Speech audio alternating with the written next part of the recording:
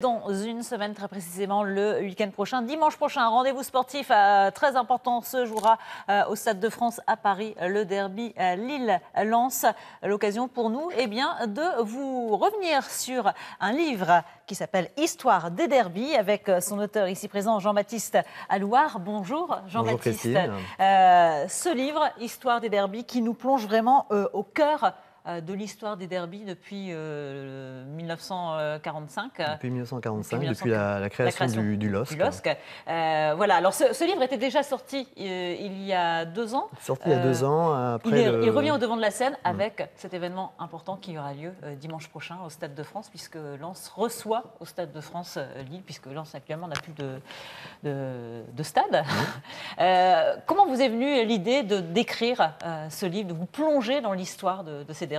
C'est une proposition d'Olivier Brochard, qui est psychiatre et qui est fan de statistiques, voilà, fan de sport. Vous coécrivez avec Olivier Brochard. Qui a pris en charge toute la partie statistique. Et surtout, moi, ce qui m'a plu dans ce projet, c'est que c'était un sujet qui n'avait jamais été abordé jusqu'alors. Et compte tenu du nombre important de derbies qui avaient été joués entre les deux clubs, je me suis dit que ça pouvait être très intéressant de se plonger dans des recherches. Et très rapidement, je me suis rendu compte que ça faisait partie un petit peu du patrimoine régional sportif, cette affiche.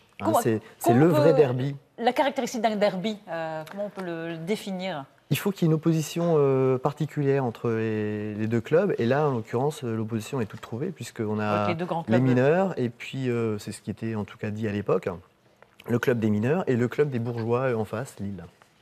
Alors, c'est un travail qui vous a demandé vraiment de plonger pendant plusieurs années, un travail de longue haleine. Comme je ne faisais pas que ça non plus, c'est un travail qui m'a pris 5 petites années. D'abord une partie de recherche aux archives départementales du Nord. Et puis ensuite, il a fallu aussi partir à la chasse aux témoins. Parce que le projet du livre, c'est raconter les 108 derbies donc, à travers les articles de l'époque, puisque je ne reprends rien à mon compte, faire vivre un petit peu le lecteur, replonger le lecteur dans les journaux d'époque. Donc il y a eu un gros travail de recherche d'archives. Voilà. Notamment les premiers derbies, puisqu'il faut savoir qu'à l'époque, il n'y avait pas de fiche technique.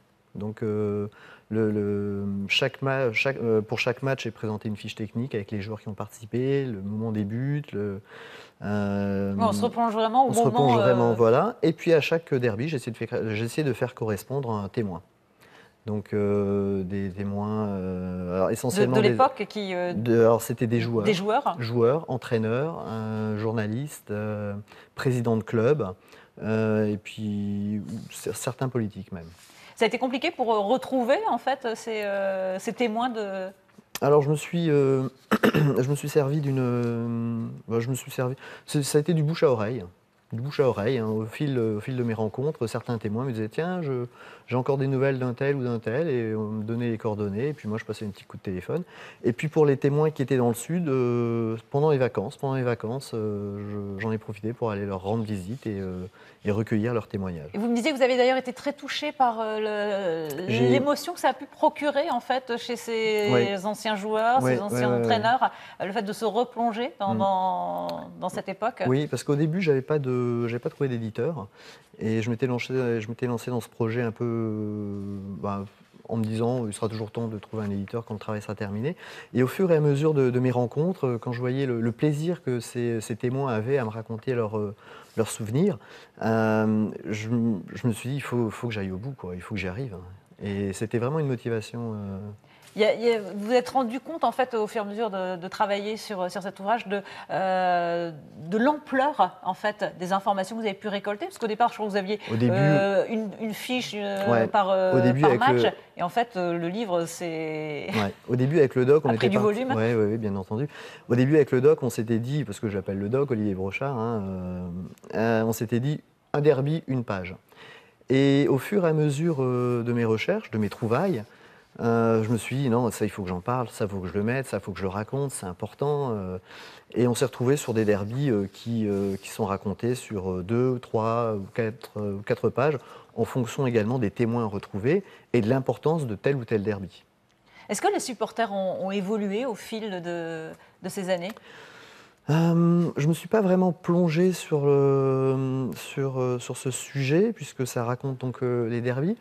Ce dont je me suis rendu compte, c'est que si aujourd'hui on parle du Racing Club de Lens comme étant le club avec le meilleur public de France, dans les années 70, j'en parle parce que ça m'a surpris, il y a le vice-président du Racing Club de Lens à l'époque, Paul Lebas, qui rêve, enfin qui se dit, c'est lors d'un déplacement à Lille, et qui félicite le public lillois et qui rêve d'avoir un public comme celui du LOSC.